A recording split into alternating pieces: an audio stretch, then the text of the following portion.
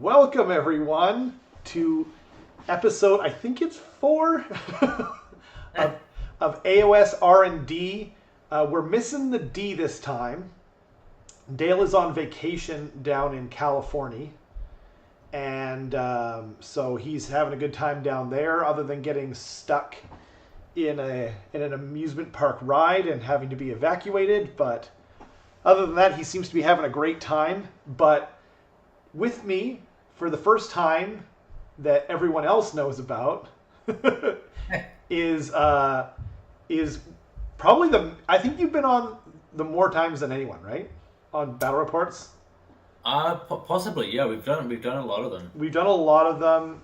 You were with me during some of the tougher days of COVID, coming back and having to be careful and always making time. It's my really good friend Andy Sellwood. I have known you almost longer than anyone in this community, and it's very appropriate. So today we're going to be talking about Dale's in the chat, so that's great. So actually, I forgot. I should probably link him. Would you mind forwarding Dale the link to the thing? I don't know if he can come on or not. He's still on vacation, but if he can, he's obviously welcome.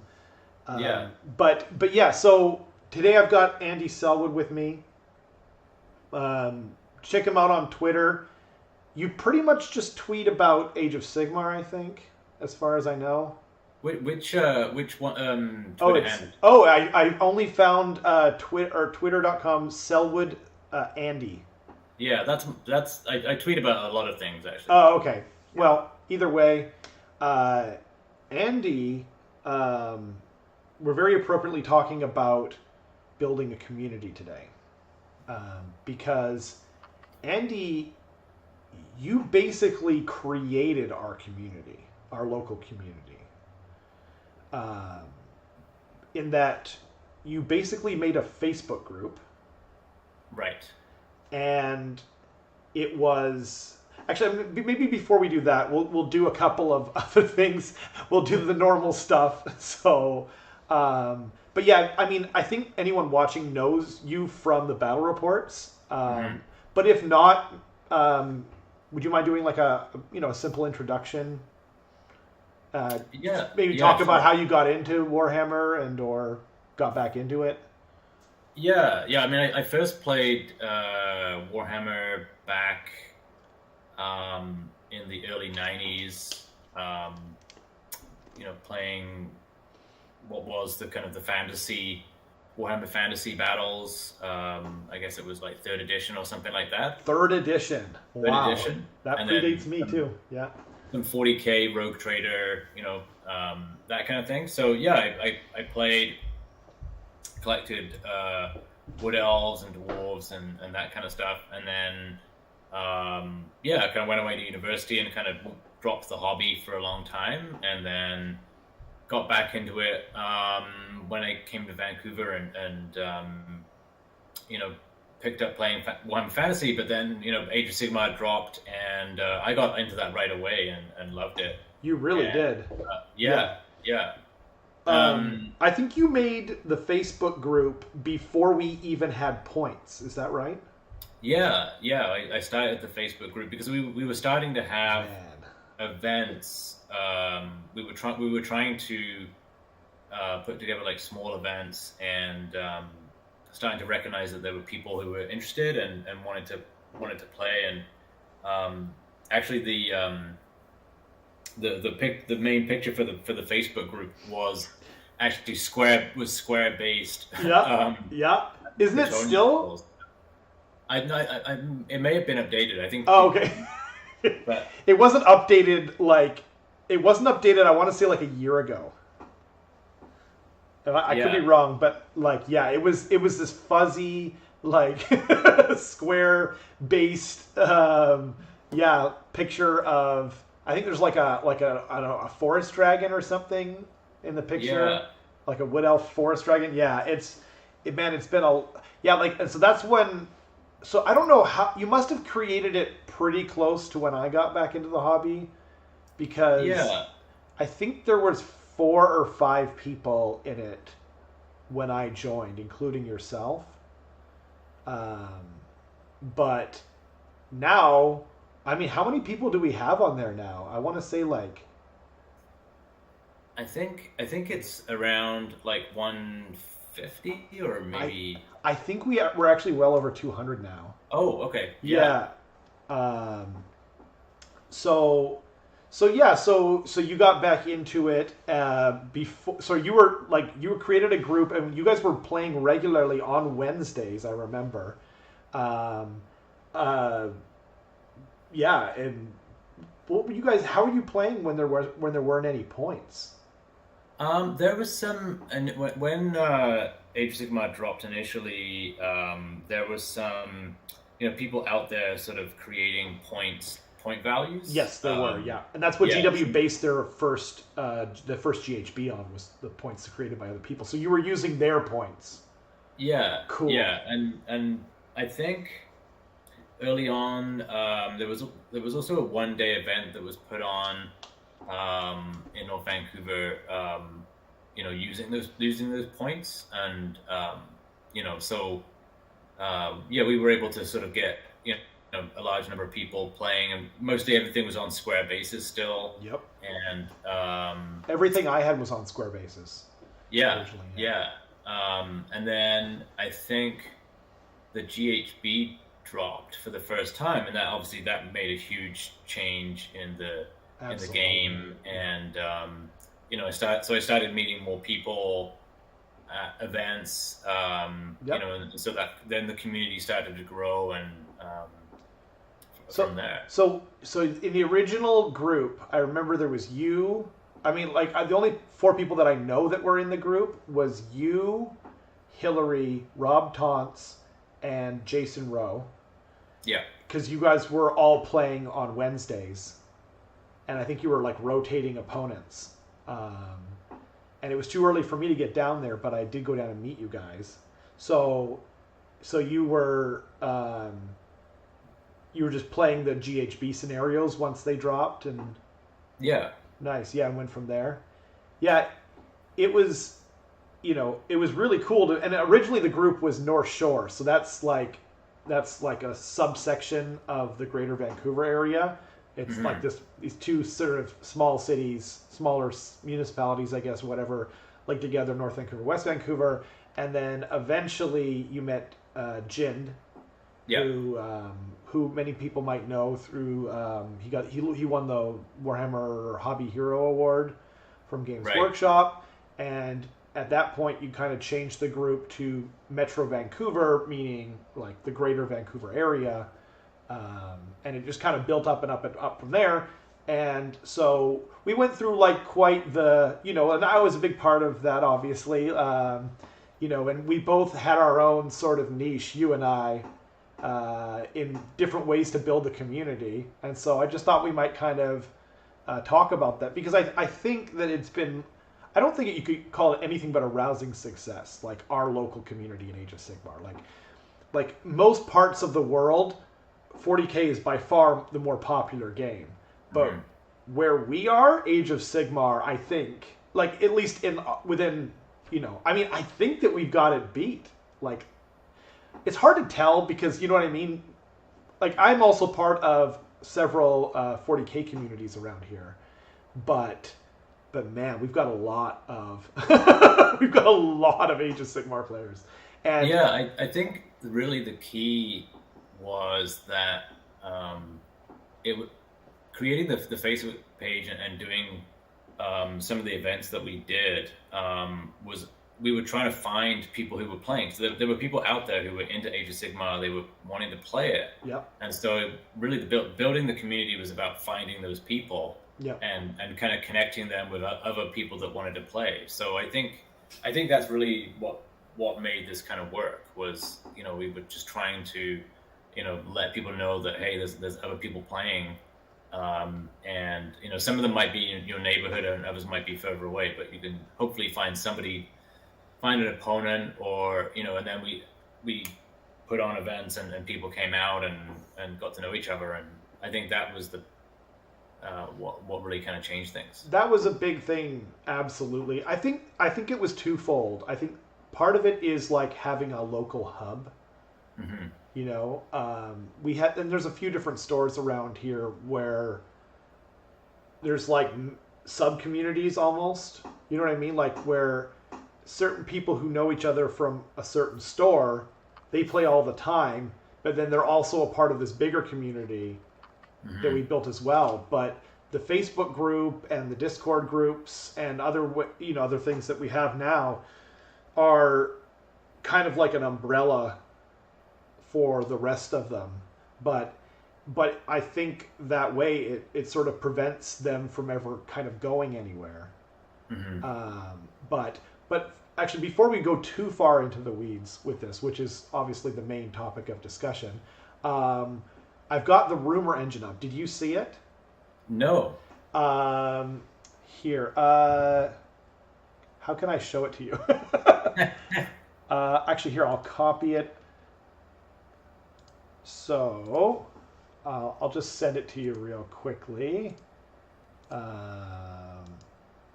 Paste. Boom. So, So first of all, it does look like Age of Sigmar again, but I said that last week and the week before, and those were both wrong because someone figured out what they were. It was like a halberd and like a mace sort of spiky ball thing, and it turns out to be part of the same thing. It's some kind of Catachin jungle fighting guy. But this week, I really think it's death. What do you think? Like, I really think that it's Age of Sigmar death related, but maybe not. Like, well, I mean, I think it's either like that skeleton is actually, part of an army that is skeletons, or it's like attached to something that that's like not.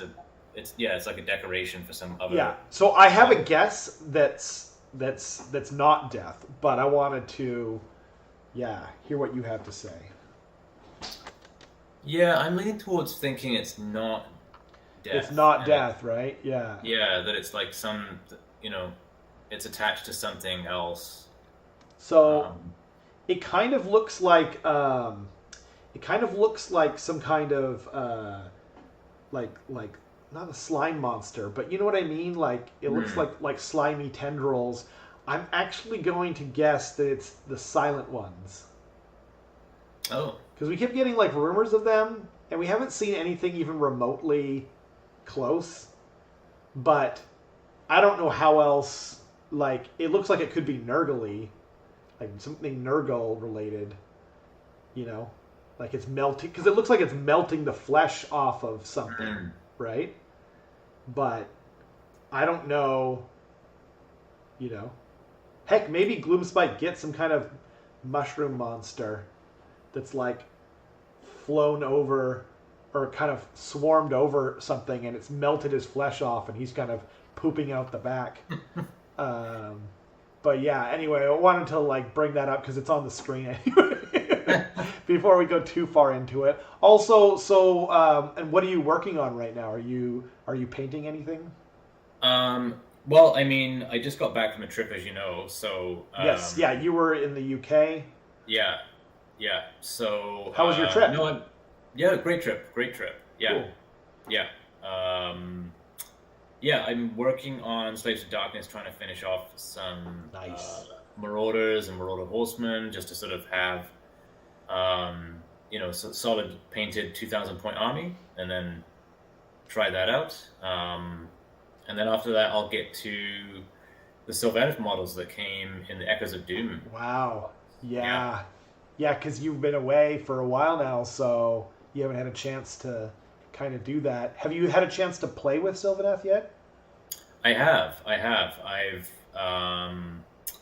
played, I think, 3 games. Nice. Yeah. What did you think? I think they're really strong. I think they're really. I'm inclined to agree for sure. Yeah. I think the new just basic faction abilities are great. And work really well. For sure. I think there are certain sub factions or the glades that are better than others for sure. Right. Um, Is that the but is that the seasons or? well, there are seasons and then there are glades. Oh, So they have both. yeah, you can have both. Yeah, Wow. Which is the yeah, thing that gives like a 6 up? That's a season, right? that's a season. Yeah. Okay. So what do the glades do then? Well, they're like things like Winterleaf and Harvest Boon So like and exploding um, sixes or something like that. well, like or they a lot of them will make certain things like Oakenbrow will make your Tree Lord's battle line. Yes, but I So thought, oh, I see. And then that just happens to go well with the whatever season gives them the 6 up feel no pain. yeah, I guess you could combine it. Yeah, I so see. I mean, for me, there's still I haven't had enough time to kind of really look at lists and No. be Yeah. inventive. I'm Hmm. sure that as tournaments, start ramping up, we'll see people trying out new things, new Absolutely. new combinations. But I'm sure. I mean, like I think that there are certain things that look good initially, Yep. for sure. Excellent. So I'm looking forward to seeing more. I was talking to Tyler, and he's, as you know, Tyler Emerson, hmm, friend of the channel. He's like Sylvaneth is his first and main love, um, but like maybe he's like you, where you tend to prefer to play like weak or under powered armies or something like that. Because he's talking about a few other armies, and so I'm not really sure if it's I'm not sure if he's not planning on playing Sylvaneth at all, but he obviously um, is really into them. So I think we're going to do a Sylvaneth kind of review once all the Sylvaneth people have had a chance to really sink their teeth in, and he's going to come on, and we're going to do like a little review of them. So hopefully you can be a part of that as well. That would be great. sure, yeah. You are the biggest Sylvaneth fan of anyone in the Metro Vancouver area that I can think of, because you never stopped playing them, even when they were pretty rough, like when they were in dire straits. I mean, like I don't think they were ever the worst army in the game, but like they were struggling for Yeah, a while. yeah. For tournaments, I've taken them to the most to tournaments of any faction I have. That's Um, right. And then next is probably Night Haunt. Actually, Corn. I like taking Oh Corn. right, yeah, you Yeah, do. Although it's yeah, even more of a struggle. yeah, We didn't. We were gonna film Korn versus Soulblight Gravelords, and then we were just like, you know what? We should try out the GHB yeah. first and see. And you were just like, I'm not playing Korn for a while. Like, that was terrible. I think they can be played, but it's like constant knife's edge, not much fun, flood the board with bodies, movement shenanigans only. It's just not a lot of fun right now. I think is probably I don't want to put words in your mouth, but I think that if you play Scarbrand plus the Boomthirster, yeah, um, that's kind of that's the combination I see out there that people are having some success with. So yeah. Do you um, not own Scarbrand? Is that the no, no. because I know you have like at least one Bloodthirster. Yeah, I have a couple. I have the Unfettered Fury and the Wrath of Corn. Okay, Yeah. that means nothing to me, but I recognize that they are both Bloodthirsters. But Well, the Unfettered Fury is useful because it allows the 6-inch piling. yeah, that's crazy. So the tactic is with a different Bloodthirster is you can run them to within 6 inches of something, and then the Unfettered Fury can allow that 6-inch pile in Or even like you could just be like 3.1 inches away, yeah, and then yeah, really, and then you could send two of them in. One of them attacks, and yeah, then you can't even fight the one that hasn't gone yet because right, yeah.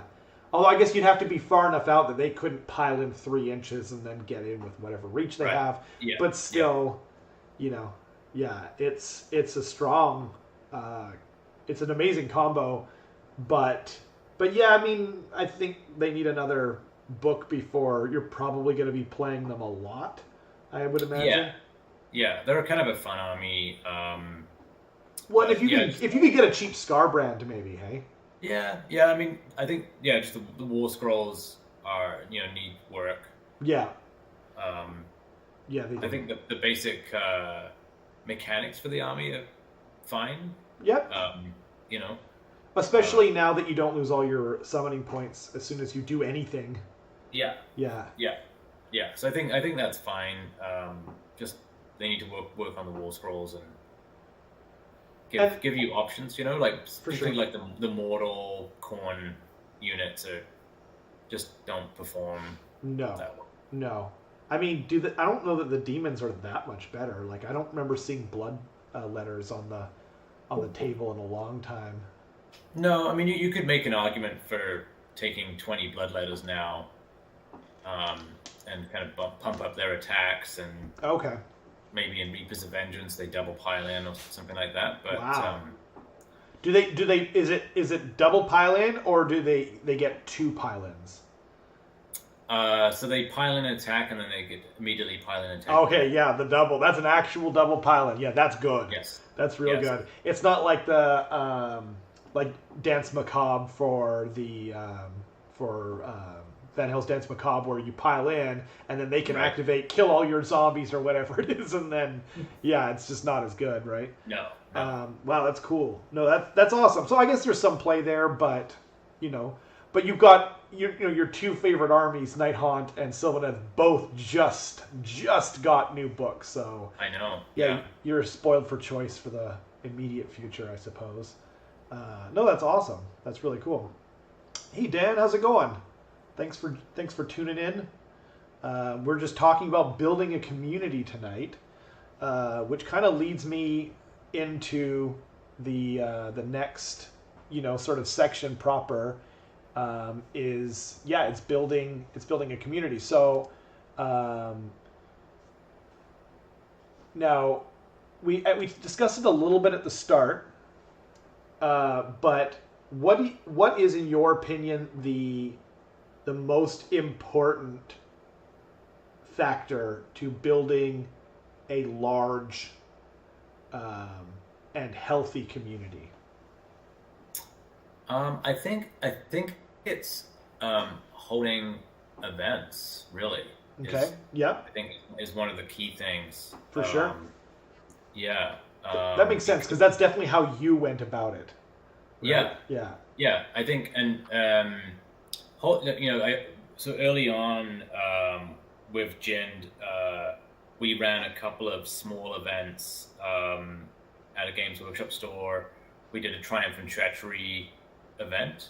Yep. I'm not sure if you remember the Triumph and Treachery rules. You can have like Oh yeah. multiple people playing, up to like 5 people playing against each other. So it was just the idea was, it didn't really matter who won or lost. It was just a sort of a, you know, Roll fun dice. bring in Yeah. models and play kind of Get scenarios. So we did meet that. meet people, right?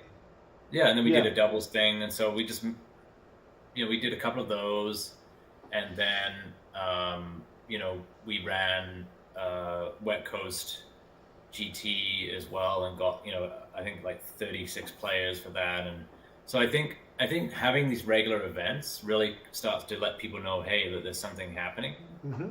For sure. and that's because at those events, that's where people start chatting and finding out, oh, okay, there's like this group of people over here that seem to be playing regularly. I'll get to know them, and like so some of the people like Eric, I first met Eric playing at a 1-day event. Oh really? Huh. We played. I didn't know that. I was playing Sylvaneth. Of I think course you he were. was. Yeah. I think he was playing Stormcast. Yeah, he was playing Stormcast. And so we just chatted kind of like after the game, and then decided to try to play more often, and so I think you have to get to know people, and I mean I think social media is good for like Facebook and Discord and everything. Those things are important, but I think those are like they just kind of help. I think they don't. Well, they're more of a way of like communicating and Yeah. organizing.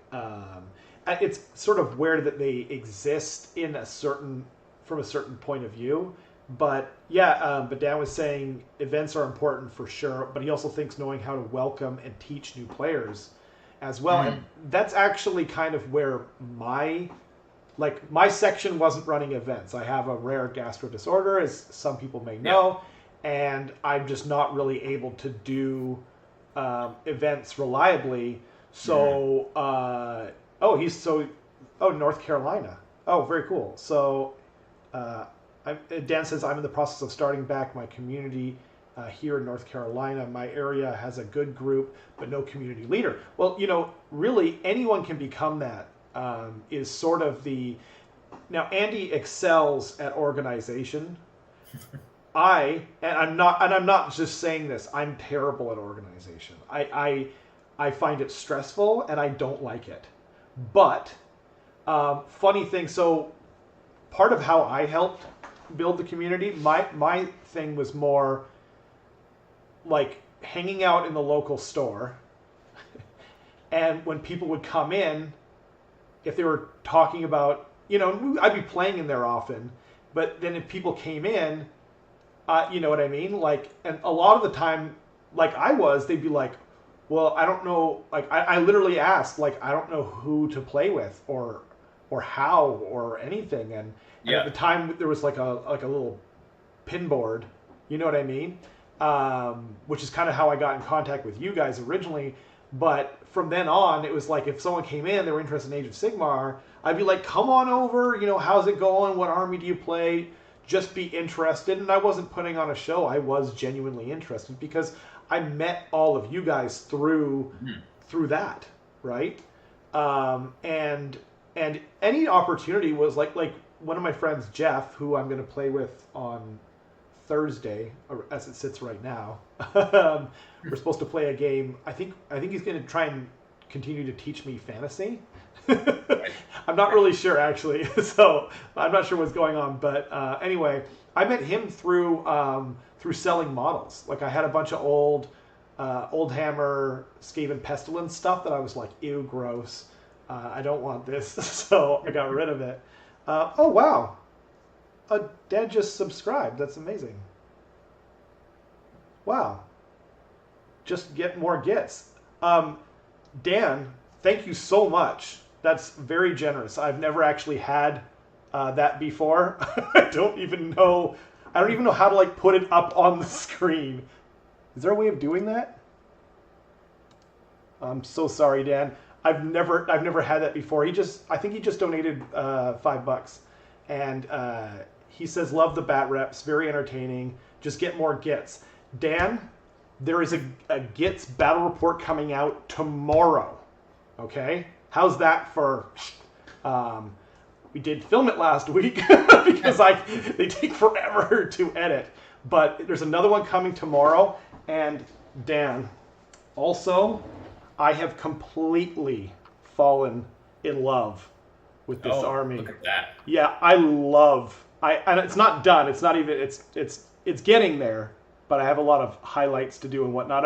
I'm trying to figure out how to create webbing, like something that looks like webbing. I don't know if you can kind of see it or not, but oh darn, sorry. I can see it. Yeah. Yeah, it's I'll put pictures on Instagram. I was saying to Andy, I have completely fallen in love with this army, and it's not like it's brand new.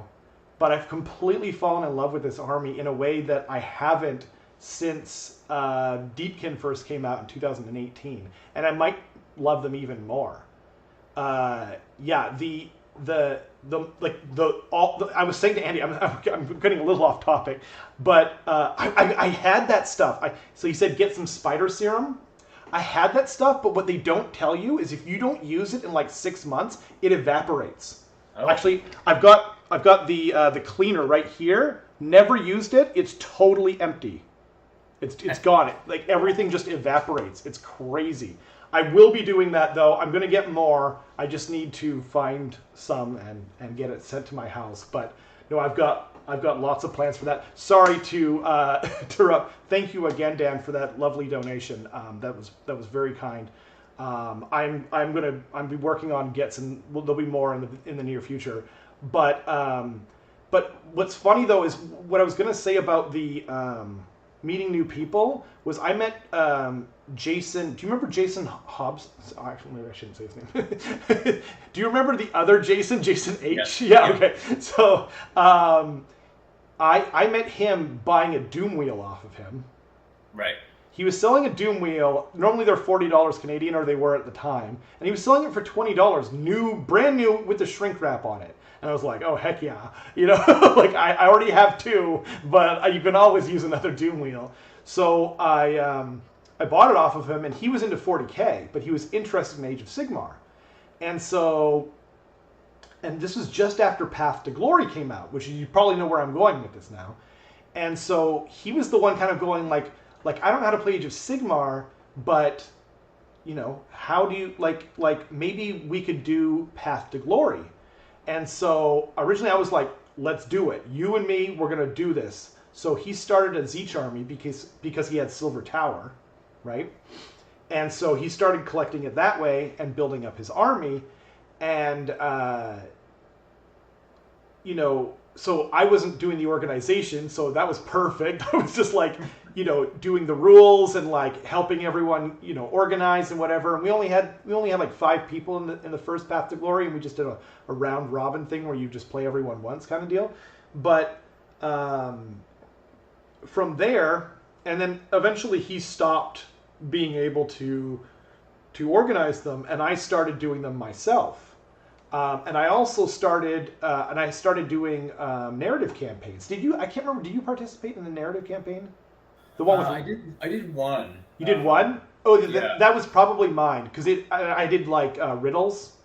Yeah. So that's what I was gonna say is like before when Dan was saying like you wanted to start making a community. I think part of it is welcoming new people, teaching people the game for sure, because a lot of people, they have the models and they just, you know what I mean? But a lot of people, including myself, are better at learning by playing, and I don't play War Machine, but I do own the models. I actually have the starter set for Trolls versus whatever the Scorpion weird looking characters are, and I was going to start a troll army, and the reason I started was because Darren, who is another one of the people who started our local gaming group, he got me into it through a demo game. So demo games and teaching people is really important. But like if you run campaigns, and even if you're terrible at organization like I am, anyone can do it. You can just literally take the Path to Glory rules that we now have. Like we were using the old book. I don't know if you remember it, but at the time there was an old Path to Glory book, right? That had it had different scenarios in it, and it had a way of building your army, and it was like you got like building points or something like that, but it was like totally unequal. Like it wasn't even close, right? It was like two or three glory points got you a set of Storm Fiends, but it also got you like a Corn Lord on Juggernaut or something really dumb, where you're just like, this is not equal at all, right? So they were kind of wacky. So what we ended up doing after the first one was we started doing points, and so we started it at, I think it was 500 points. And they were adding 150 every 2 weeks, and it allowed people to paint, their armies and whatnot. But yeah, that was kind of my side of it. So, but I think that we worked really well together because you're building on one section, and I'm building on one section, but we were friends, so it worked really well. Like I couldn't participate in that, but I always. Like a lot of people don't know locally, but before each tournament, because you run a lot of tournaments. Yeah. You are the most famous local TO by far. Like you you run the majority of local Age of Sigmar tournaments for free on your own. You don't get paid anything for it, which blew my mind because the amount of work that goes into it is crazy, right? And luckily you are prone to organization, but a lot of people don't know this, but before every tournament, I go through the list with you. Yeah. And you participated and helped me with my Path to Glory campaigns, or you know what I mean? You participated in everything that you could. But yeah, like working together and finding good people that are welcoming and nice, it's so important. And I mean, I think that's why you've become such a pillar of this community. But like, how else were you, like, I know you said running an event, but like, how else did you, like, how else were you building it and getting more people? Because like, at first there weren't even events. There was nothing. Yeah, I mean, I think one other thing is kind of, it's fun to play the same, your friends and the people that you're used to playing. But I also sort of made an effort to try to play new people that, had like joined the community, just to sort of, get to know them more, meet them face to face and put a face to a name. And, I think that's important because then you can, once you've met them and played them, you can say, oh, okay, well, I know somebody else who you might want to play, or you can, get them in contact with one of your friends and get, start building it up. So, initially you have, maybe 2 or 3 people that and you play on a regular basis. Then all of a sudden you've got like maybe 10 people that you could, call up and say, hey, like I've got nothing to do Friday night. Does anybody want to do a game? And then, so I think you have to kind of put yourself out there a bit. Yep. And that's very true. If you want to build a community, you likely have to be somewhat gregarious, I guess, in that. But what would you say to people who struggle with that?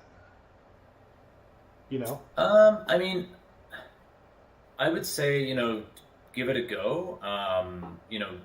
Like maybe try and play at a store if you're anxious about, inviting somebody to your house, and that's totally fair. I would say, play at a store initially, or maybe just go for coffee with somebody and just, something like that, just to get to know the person. But like, honestly, like I most of the people I've met playing Warhammer are, we're all kind of similar nerds, right? Like we just, for sure. I very rarely have a bad experience. So it's so true, and and I'm not down or picking on the 40K community at all, or any of the other communities. War Machine, like I met Darren through War Machine, and that's known famously it's very famously a very competitive community. But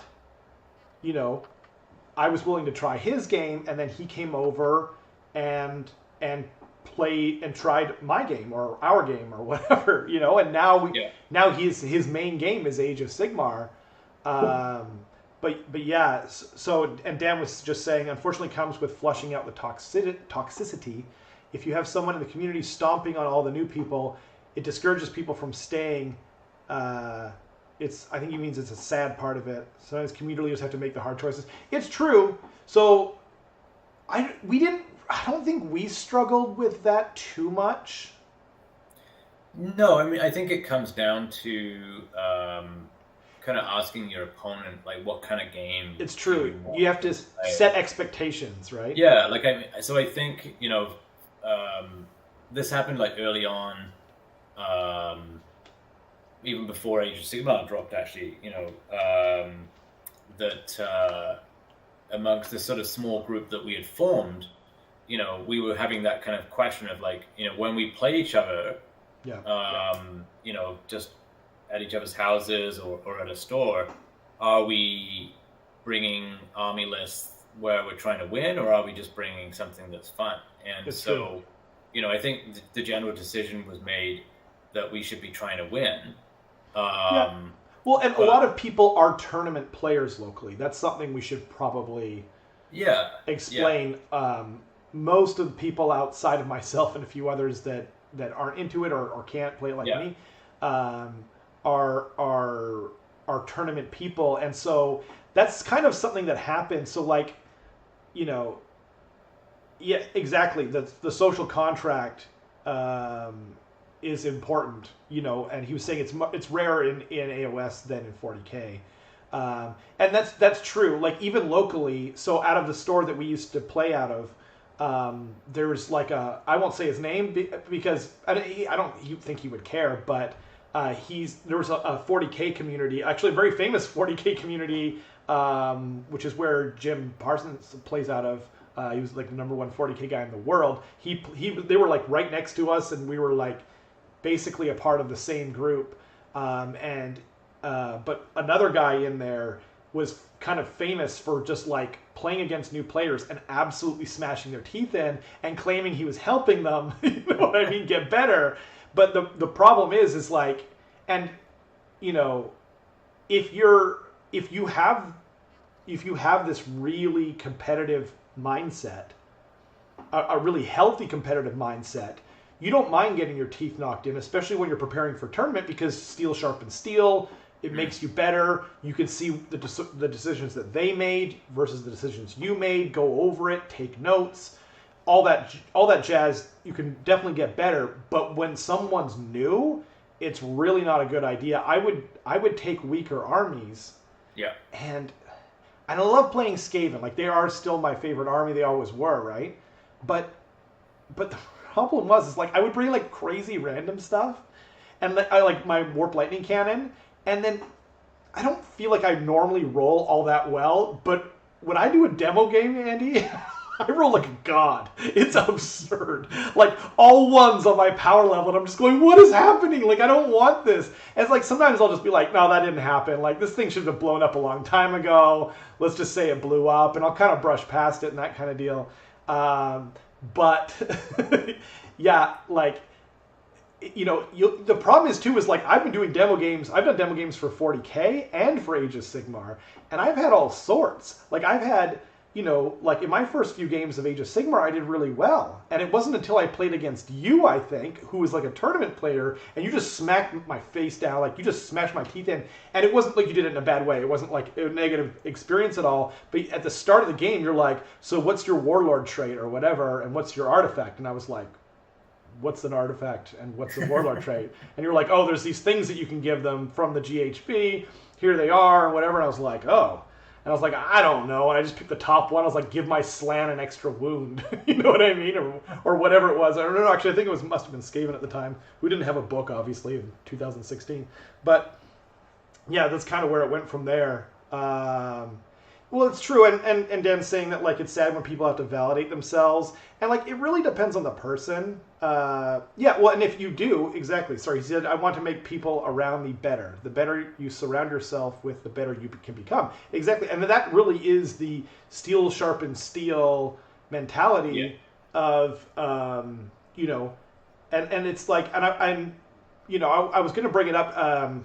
If Darren came on, so we have a local, so we don't just have a local gaming group. You, Darren, and I, and Darren unfortunately couldn't be here tonight, but we formed a club, like a gaming club, and it's based around going to tournament, and it was based around something I said to Darren. So Darren came up with the idea of the club, but he said he based it around this idea, because I used to be really into fighting games, like Street Fighter and Guilty Gear and that kind of thing, right? And so I was telling him that one of the reasons that, it's widely believed that the Japanese are the best at fighting games is because they have a fantastic community where, like, if they have like a dirty trick or whatever, like if they've got like some secret, what they call tech, they teach it to each other. They show each other. And they play each other. They show them everything they've got. Whereas the American tournament scene. And I'm not crapping on the Americans. They've gotten a lot better, but there's a traditional saying in the American fighting game community, which is, it's like, oh, I can't remember. It's like, it basically, it's an acronym, and it stands for save that S blank for tournament. Right. Right? And it basically means, you've got like some kind of secret sort of mix up or whatever that's really good. You don't show anybody until the day of, but whereas the Japanese people are showing each other all the tricks that they have and then are subsequently being shown all the tricks that their friends have who are all like planning on going to tournament, then they know 95% of what's out there, except for what's a few of the American or whoever other Western fighting game players have developed on their own. But that's why they usually win. It's usually, the top, however many people are all from Japan. So that's kind of where our club was made around. And also, made around with the idea of not wanting to, like being good players to play against as well at tournament, right? But how do you, what do you think about that? Yeah, no, I think it's really good. I think what I get out of that a lot is that, you've got all these friends that are playing and it's very hard to kind of keep up with everything that's happening, like keep up with all the tournaments that are happening worldwide and the lists that are doing well. And so having this sort of game club where you've got people that are tracking that and they're posting results or they're posting the army list that won a tournament, or they're posting, some kind of FAQ update that's big, that's, is going to change the tournament scene because now this thing is nerfed or this thing is better. I think having that really it keeps you kind of current and following, and I think it keeps you interested, right? Because then you're immersed in it and you want to play. So you're like, oh, okay, now here's that list that won. I've got most of those models. I'll give it a go, or I'll try my own twist on that list and see if it does well. And I think what I really appreciate is trying out a list that you think is good and that could take down a tournament or do well at a tournament, playing it against your friends who are also good players, but who are also going to give you that feedback. So you finish the game, win or lose, and you say, okay, hey, what do you think? And they'll give you the real goods. Like, they'll point at one of your units and say, what is that unit doing doing for you in this list, and they'll give you that feedback, and so you can go, okay, well, maybe I'll change it, and you can talk it through. And one of the people in our community, Mateus, who's done really well at tournaments recently. He won he won Best General at the Seattle Open, went 5-0, and he won himself a ticket to, is it Albuquerque? It's somewhere in New Mexico. Yeah. For the finals, the grand finals. But yeah, playing him and then, getting his feedback is amazing, so that's where community really comes in, is having those people that are just really know the game forwards and backwards. They know what's current, what's doing well, and you can pick whatever faction that you want to play, and they'll probably be able to tell you, here's what you should probably be running. Matthias has a savant-like knowledge of the game rules and every army, essentially, and he plays regularly. I think he just said he's playing 3 times a week on TTS because he currently lives out in the Chaos Wastelands, so he's not next to us. But he plays 3 times a week on TTS to get better and sharpen those skills. And Dan was saying he wants to beat people by outplaying them, not knowing something they don't. And I actually think that that's a real integral part of building a community, because if every time you play someone, it's you're okay, I think I've got this, hey, do you have any extra movement, like what's the farthest you can move? And they're like, oh, the farthest I can move is 10 inches. And you're like, oh, okay, well then I'm fine to do this. And then they teleport in behind you, finger guns, got you. That's just such a bad way of building a community. And like, I don't really want to highlight the bad ways of building a community, but it's important, like what he said, like to,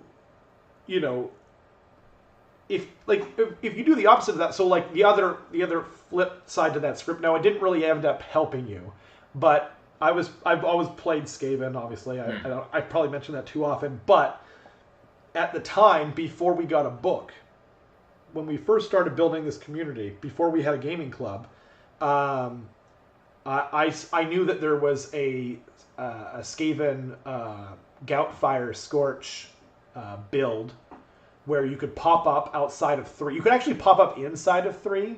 You just had to take D6 mortal wounds, but it's not necessary. So you pop up if you pop up outside of 3, you can pop up with everything, and it was just like a crazy amount of mortal wounds. And I was like, if you face this in tournament, like the first time you face it, it's going to be real difficult. And so I was like, I'm not playing this for me, but I said to you and Eric and a few of the other tournament players, do you want to play against it, experience it, and kind of overcome it, right? And every one of you guys took me up on that, including Alex, and everyone got demolished by it the first time. And with you, I don't know if you remember our first round of that. Yeah. It was over in like 10 minutes, and you were like, can we re-rack? And we did. And then the second time, and you were playing this ultra elite Sylvaneth force. Like, it couldn't have been worse for you. You know what I mean? Like, the matchup, it could not have been worse. No mortal wound protection at the time. Super elite. You know what I mean? High drop. Like, I was a 1 drop. So, yeah. And then the second time, it was like, I did end up taking it, but it was barely. Like, it could have gone either way. And so, and then you were going to change some things. The only person who, like, had no trouble with it was Veronica, because she just had this huge castle of daughters. And, like, I just couldn't do anything. It was just a terrible match for me. It was, like, the opposite of that, right? Like, I could flame off a few sisters, but I couldn't even penetrate deep enough to pick off the no bravery. And it was at the time, it wasn't the, like, anti-horde mortal wounds, which is what we currently have. But anyway, yeah, well, like, and so Dan's saying, like, I think it's okay to take a few minutes after the game and talk about with your opponent. More than that, like, honestly, Andy, I don't think we have ever played a game where we didn't talk about what we could have done better, the list, the strategies. Now we talk about, artifacts, obviously, warlord traits, spells, like everything, like, and like more specifically decisions made usually during the game. But often I would say mostly, lists and decisions are the two main things we talk about. Like, I don't think we've ever played a game where we haven't talked about it for a while after. And we both give each other feedback that's, like, truly trying to make it as good as possible. Because beforehand, especially, like, we really do, for the most part, operate under that, like, steel sharpens steel thing, right? Yeah, no, I really appreciate that. After a game, kind of finding out. I mean, I think the issue with Age of Sigmar and these kind of games is they're incredibly complex, and there's a lot of things can come down to luck, and so I think you really need, when you play a game, I think if you go home without really talking about it, you might just sort of think about what happened without really kind of considering, like, all these different complexities. Like, was that a list that I played against that was like a counter to my list? Yep. And maybe the list that you brought wasn't actually that bad. If you took it to a tournament and didn't play against that opponent again, with that particular build, you might actually do really well. So I think you need what the community can really do for you is, you can throw the list out there, you can play it, and really kind of find out, is this did I lose because just bad dice? Did I lose because this was a counter to mine? Or I made a major strategic error? I think anybody that's done well at tournaments, I think that, and this happened with me, like the one time that I did go 4-1, which was actually with Corn. Yeah. It was a list that I played over and over and over again. Yeah. And do you? Oh, I was thinking of the Night Haunt one. I was going to bring up the. Do you remember the Night Haunt one? Oh, you went 4-1 with Night Haunt. Yeah, I played a one day with Legion of Grief. I came second. Yeah, you came second. You were on the top table, and yes. you lost. And you had terrible luck on that day. But you had played that same list against like me twice or 3 times, Hillary, I think Eric, I can't remember. And you were like, I don't know, man. I keep losing with this list. And then you went there and you destroyed until you got to the last one. And what was crazy, truly crazy, is you couldn't kill the Dreadsaurian. And the Dreadsaurian is like famously overpointed and super swingy. But obviously, if it swings the wrong way against you, then it can go crazy. But I don't remember the Corn one. I mean, I played you a bunch of times with Corn. Was that when you were playing a bunch of what are they called with the 2 wounds each, and you took the Blood Warriors. Blood Warriors. So it was the 30 Blood Warriors list. That's it. So it was 30 of them plus some Skull Reapers and Wrathmongers and I think 1 Bloodthirster, and it was a really strong list. It just it was hard to kill. Yep. And but I had to learn how to use it well, and you have to know what it can do and can't do, right? And that's how you win games. But yeah, you need that feedback from people, right? You do, yeah. And I mean, the only thing, what? By the way, so I played against that 30 bloodletters list many times. Do you remember the one time I was able to kill it? Right, with yeah, with Thankwall. With Thankwall, yeah, with 4 warp fire throwers. Yeah. It's just like, come on, man. That was nonsense. But other than that, I don't think I ever killed it. Yeah. Like my strategy to dealing with that was put clan rats, tag clan rats into the end of them, and then just keep them busy, leave them alone. But that was super fun. So we got the tournaments down, right? Yeah. We talked about now. What do you think people can do on the other side of things, like social media, or you know what I mean? Is there anything other recommendations you have for engaging with people and one thing that I think is important is having some kind of hub. Yeah, I was gonna say, one thing that occurred to me is patience. Actually, say that again.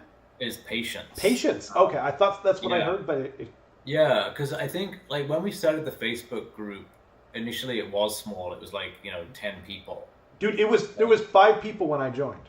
Yeah. Yeah. I was the 6th person, I want to say.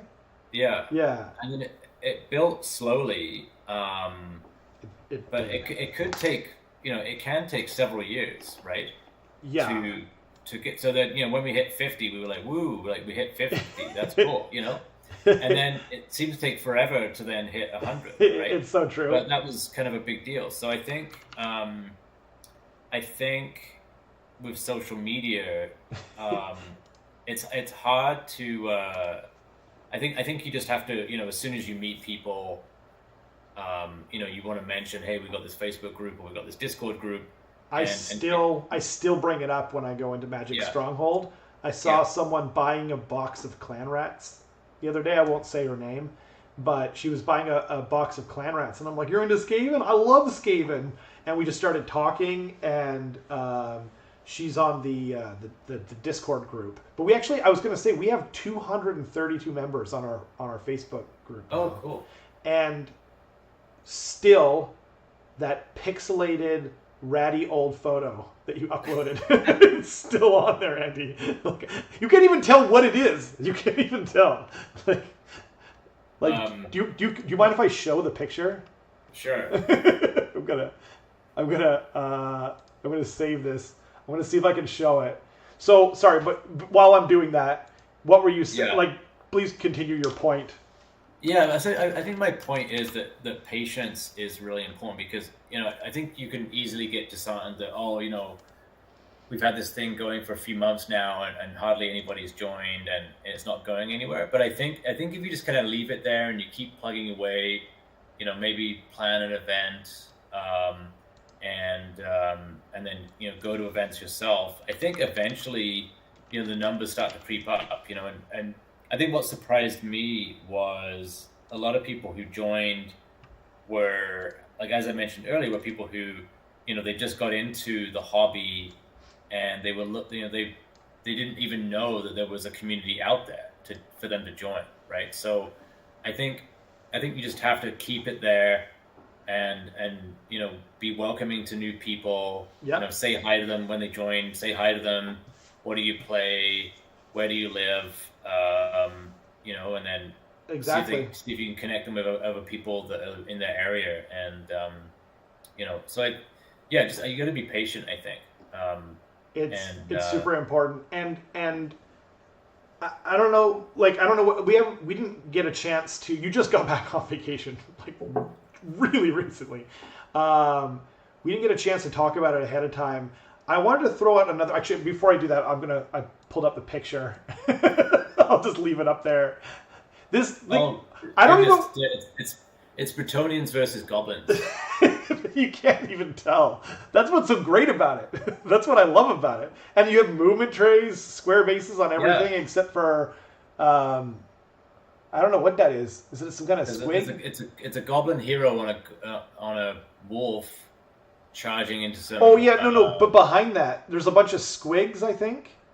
Oh yeah, those are squigs. Yeah. And then what's on the left of that? There's something on a circular base. Because that's before the new Loon Boss on Mangler Squig even came out. Oh, I think it might be a Mangler Squig. Oh, like the old Mangler Squig, maybe? Yeah, okay. I think those are Hillary's models. So yeah, I know. Yeah, I recognize that Hillary stamp, which hopefully Dan can tell us what that old, because it's not a colossal squig, because I just ordered one for me and Hillary, so I know he doesn't own one.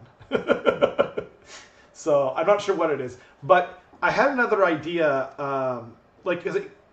along your idea of patience, because like you said, like when you start a community, and I would try to recommend having a little bit of, don't just have Facebook, don't just have Discord, because there are some people who like I don't know how many of our original. Do you remember when we had that starting group of players?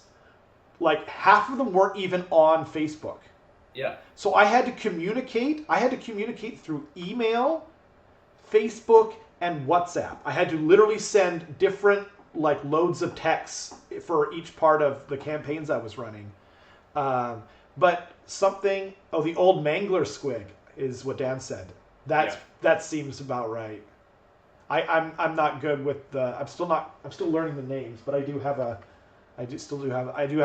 new Loon Boss sitting over there. But I had this idea when you said that about patience. I think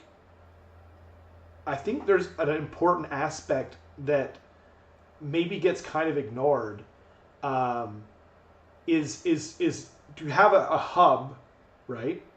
Mm-hmm. But to pay where you play.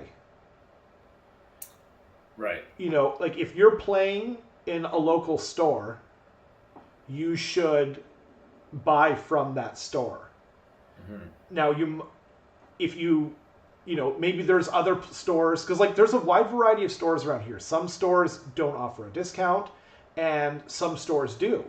Like where we tend to go now, which is a place called Magic Stronghold, and they have a bunch of tables there, and they don't charge anything for playing there.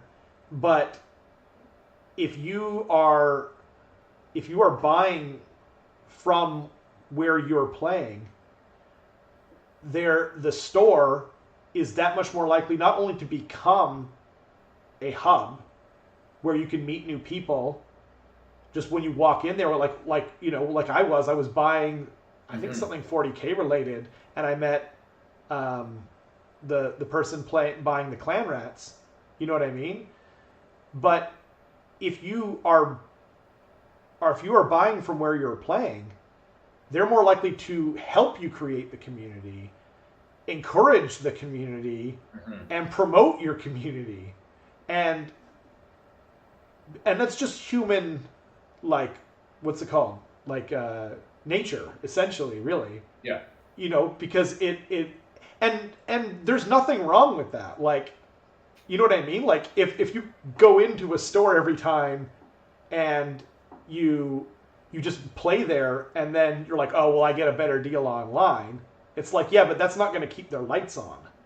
That's not going to, you know what I mean? That's not going to encourage them to want to build a community of players.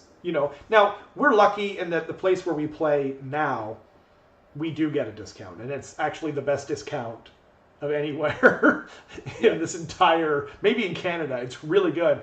But before then, like, I'm not just saying that, because the place where we used to play originally, there was no discount except for pre-orders, and we stopped playing there, so we don't really go there anymore, essentially, right? But for many years, for the vast majority, we did. It wasn't until mid to late COVID that I started going to Magic Stronghold. And they were so incredibly nice to me, like absolutely bent over backwards. And not only that, I mean, they have a bunch of amazing MagicStronghold.com. They have like the best selection of hobby supplies I've literally ever seen, including like artist opus dry brushing things. Like, we're super lucky to have them here in the Vancouver area. And like Dan said, he always tries to get something. Now, I mean, like, $5 is fine, right? Like, oh, okay. Well, sorry. So he says they charge $5 a table per day. If you pay $25 a month, you get free play and 15% off of everything. Well, that's awesome, Yeah. And so you could probably likely, and like $25 a month. Like I was saying to the old store we used to go to, you should charge like a yearly membership, and then you get free tables and a discount or whatever. It didn't go over, but and like, we're really lucky. The place where we have now is huge, so they can do all that.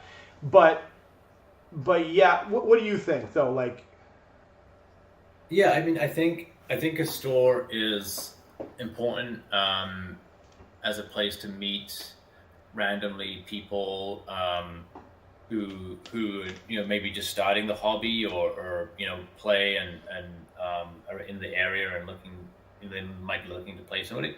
I mean, I think it would be.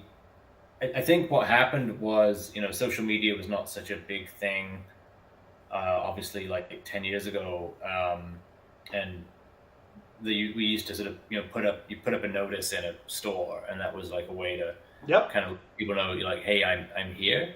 That's how I got into it in 2016. So that's not 10 years ago. Yes, 8 years ago. Yeah. Yeah. Or 6 years ago. Sorry. 6 years ago. Yeah. Oh, yeah. 6 years. I was like, what? Yeah, it was through the notes on the board. My name might still be up there. I don't know, but yeah. So I think stores can do a lot. Well, because the other thing too, though, is it's like okay, I'm gonna meet people at tournaments, right? But how do you hear about the tournaments?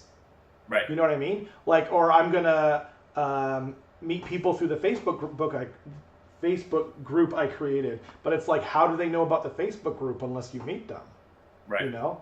So like, I think if you don't support your local store, you're like, your community, you know, you might be like, oh, well, it's fine if I don't, like, I only need X amount of players.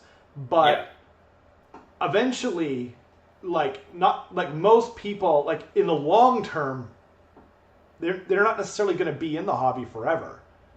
Yeah, but I think that one thing that, again, a good thing to do at a store and to see if the store will do this is if they're open to running a mini event, right? Yep. Because you know, and if they put up notices about it, you know, they're having this event and that, you know, who to contact about, you know, registering. But even if somebody doesn't register and they just show up at the store on that day and they see a bunch of people playing a game, then they'll be interested and they'll be like, oh yeah, no, I play too, or or even I haven't played this, and you know, how do I get into this? And you know, so I think you know, and it doesn't have to be like a serious tournament. It could just be, you know, like I said earlier, we did the Triumph and Treachery. It could be doubles because often stores don't have a lot of space, right? So I would argue it's better if it's not a super serious event when you're trying to build a community. Yeah, like a little 1,000-point thing. You know, come and play. You know, it's casual. There'll be like maybe 2 rounds or something. Exactly. With the idea that you're sort of attracting people to the hobby and the store, and you know, so I think something like that is really good. Yeah, I mean, that's kind of how I got some people in the community. Like the first thing that Darren participated in, the first thing that Veronica participated in was the Malign Portents campaign that I ran, and I was, you know, I bought a couple of things. Like I didn't even participate in the campaign because I was doing riddles. I don't know if you remember them or not, but I wrote like poems that were riddles. And if you answered it correctly, you got some kind of in-game effect. I think it was like an extra CP or 2 extra CP or something like that.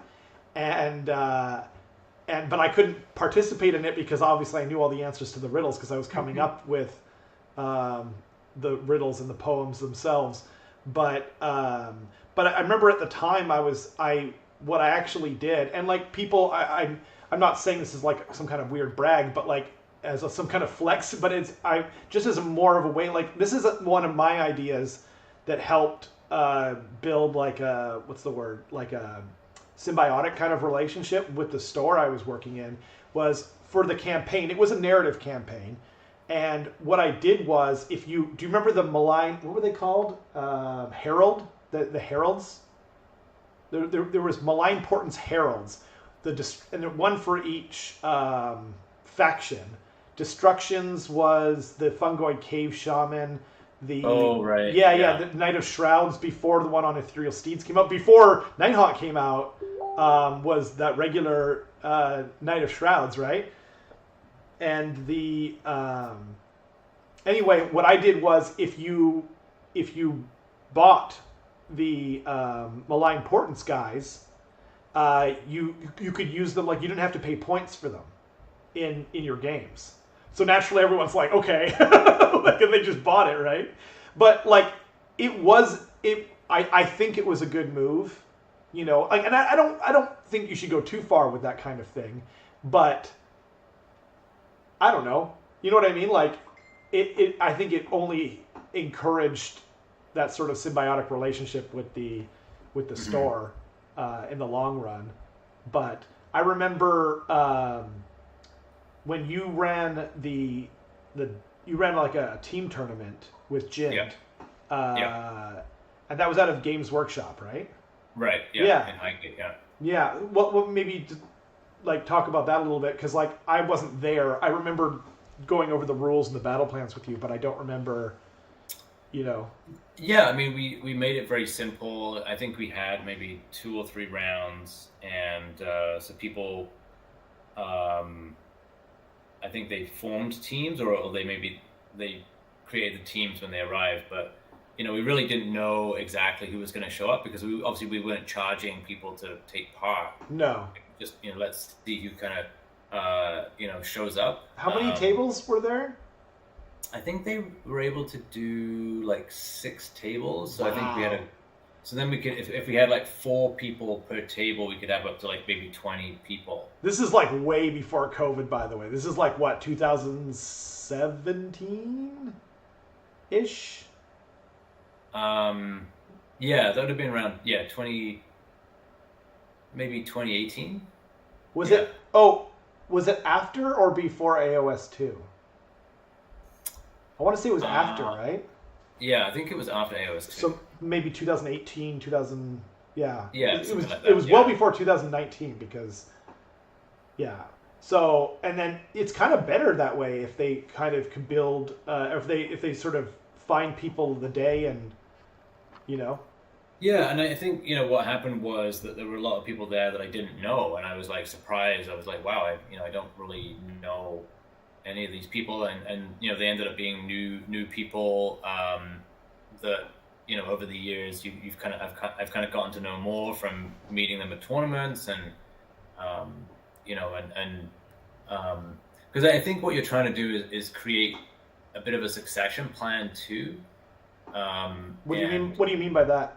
well, like I think as an organizer, you have a certain amount of like energy where you'll, maybe for a few years you can be very active and kind of getting things going, but it's very hard to sustain that. I think Yeah. life is constantly changing, and I think it's good to have sort of Ah. like sort of spreading the responsibility, right? Yeah. And so if somebody else you see or is even asking like, hey, I'd love to run something, then just letting them kind of go with it and encouraging that, I think is really important. And Well, yeah, uh, because it's not like we're. I don't think any of us are doing this to for any reason other than to have opponents. Then the more the merrier to build a community, and like that's kind of why people build communities. I think mostly is yeah, so we can have opponents to play against, and the more choice you have, the more choice you have for good and fun opponents. Um, so yeah, that's a fantastic idea. Like I know, so you're running Kippers. yeah, So Kippers is a local tournament on Vancouver Island. A little bit of background. yeah, It's like, yeah, Kippers. Like, you guys are eating together, or what's going on? Yeah, there's a local tournament on Vancouver Island called Kippers Malay, I think it's called. yeah, that's right, yeah. And so now you've been running all the tournaments yourself for so many years, but Kippers is being run by you and Dale. Yeah, exactly. Yeah. But unfortunately, West Coast GT got cancelled again. Yeah, that was a But shame. but for that one, I actually stepped back from that and sort of, so there was somebody in the community who emailed me and was asking for some advice around like tournaments Yeah. and running tournaments. And I said, well, hey, if you're really keen to run a tournament, then do you want to be the TO for West Coast GT? And the person was ready to do it, and then unfortunately it was cancelled. But so I think encouraging people and not trying to do everything yourself is important. Because you're trying to build kind of capacity, right? So that Yeah. there's so that everybody kind of steps up, and that's what I really appreciate when I'm running the tournaments, is I know that I'm not on my own, right? Like you can't do everything on your own. So you show up, and people, at the last Kippers, most of the scenery that we used and the mats were from the players themselves, right? So Wow. so they basically made the tournament happen, right? And so and I think that kind of helps to make it more of a friendly event, because people are recognizing that, hey, I'm bringing this scenery, it's my stuff, and it's a fun event where we're sort of showing off what we have and to collectively making this thing happen, right? Which is, and obviously people want to win and do well, but first and foremost, it's about fun and being friendly and and that kind of stuff, right? It is. It really is. Oh, hey, Sean. Sean showed up. Thank you so much. Sean, I know from the Painters PMP, Painters Motivating Painters. Super good guy, super amazing painter. Always, we're talking about building a community today, and what a great part of the online painting community he is. Yeah, so that's a great point about delegating, or not just delegating, Yes. but like, yeah, having when you said succession plan, I thought I heard it as like success, like a plan for success. Yes. So, but a succession plan is more important because, like you said, you can't be doing it all yourself forever, and you can't maintain a certain amount of energy. At a certain point, you want the ship to run on its own and to you know what I mean? Yeah, I love that. I love that. Is there anything else any other kind of tips before we wrap up? Anything else that you want to bring up for successful and healthy community growing? I just think communication is so important. Okay. So regular communication with the community. Yeah. Just being be inventive. Trying different things. I think over the years we've tried a number of different things. I think at one point we even had like the idea of having like a league where using we didn't plan it. You made a league. Yeah, we've actually we used the ELO system like they use in chess. Yeah. To track that, and it was okay. It worked for a while, but it was kind of hard to run. But trying things like that and just being like, hey, I'm going to run this thing, and give it a go, and even if it's not successful over the long term, I think at least it gets people playing, encourages people to come out, and I think really finding ways to make it so that people are not always playing the same people over and over again. They're playing different people, new people. Yeah. And so they can be like, oh yeah, hey, the other day I played Bob, and Bob just started, but he seems like a good guy, and he's new to the game, so maybe don't kick his ass, try to play him, but so things like that. I think creating whatever you can, being creative in ways to get people playing different people is important. I really like that idea of creativity. I think we've been I don't think we've been purposefully creative. We've just been creative just because it's like someone has an idea, like, oh, what about this? And then they're like, oh yeah, well, let's try it. Like, I think that's a great call. And although I would add, when you said, it's good to play a lot of people, and that is super important because, like you said, you can refer and recommend and grow your community just through word of mouth like that. I don't think there's anything wrong with playing people on the regular, like having a main sort of buddy. But yeah, it's important to keep an open mind. Try playing new people. Like you said, you don't have to play them at your house. You can play them at your local store, hopefully. Even TTS, if that's what it takes. It's not even a bad way of teaching people. And they're like, I just bought my first box of minis. Like, hey, do you want to play a game? Well, I only have a box of minis. Well, we could always play on TTS. You know what I mean? Like, teaching them the rules, like whatever it takes. But no, I love those ideas. I think they're great. And yeah. But I think we'll call it here. But sure. Thanks for coming on, Andy. I would love to know what other suggestions people have. I should have probably said this at the start. If you're watching still, I love you. Thank you. Huge shout out to Dan. Maybe I won't say his last name in case he doesn't want that out there. But also, it looks hard to pronounce. Something Wind. Gushwind, probably Gushwind. That sounds like it. Anyway, I'm sorry if I just murdered your name, Dan.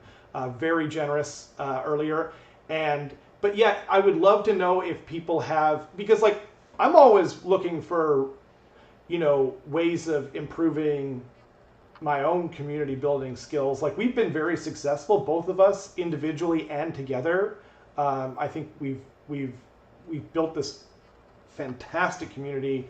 Some of the best friends I've ever made in my whole life, literally through this game, which is wild. But there's, like no matter who you are, there's always someone like better, right? Yeah. There's always someone better at it. And I don't know. Yeah, it's my pleasure, Dan. I hope you got some painting done, or we at least just staved away, whatever else. But but there's all people like, and Dan was supplying us with a lot of great ideas while we were in the show. So I would love to hear, more ideas if you have anything that we didn't mention here, or even if you did want to, expand on some of the ideas that we brought up in this chat. Put them in the comments. It won't just help me; it'll help anyone who watches and reads the comment. Like you could be doing a lot more than you know, just by putting some of those ideas down. So nice.